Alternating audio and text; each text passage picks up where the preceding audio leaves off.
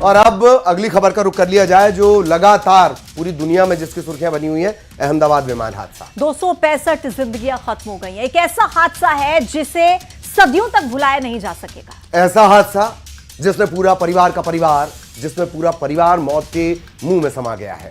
कोई अपनों से मिलने के लिए फ्लाइट में सवार हुआ था, तो कोई नई जिंदगी की शुरुआत करने के लिए वहां पर जा रहा था। लेकिन ड्रीमलाइनर में सबके सपने हादसे में टूट कर बिखर गए।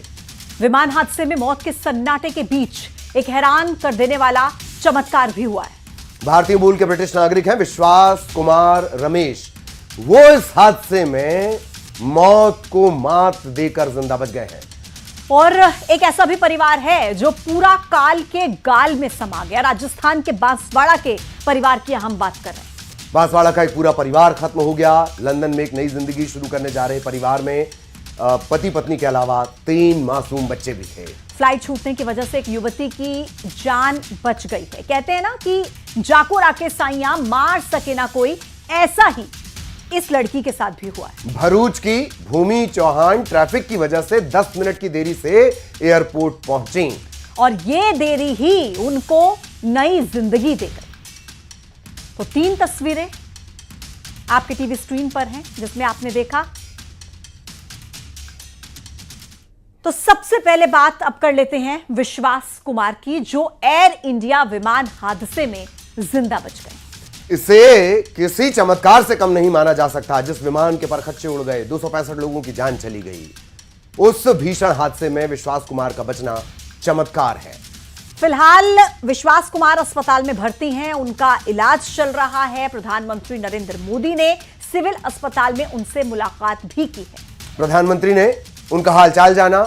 इस दौरान विश्वास कुमार ने हादसे को लेकर अपनी बातें भी साझा की। इससे पहले पीएम नरेंद्र मोदी ने अहमदाबाद में विमान हादसे वाली जगह का निरीक्षण किया था और उस हॉस्टल में भी वो पहुंचे थे जहां पर प्लेन जिसकी छत पर गिरा था।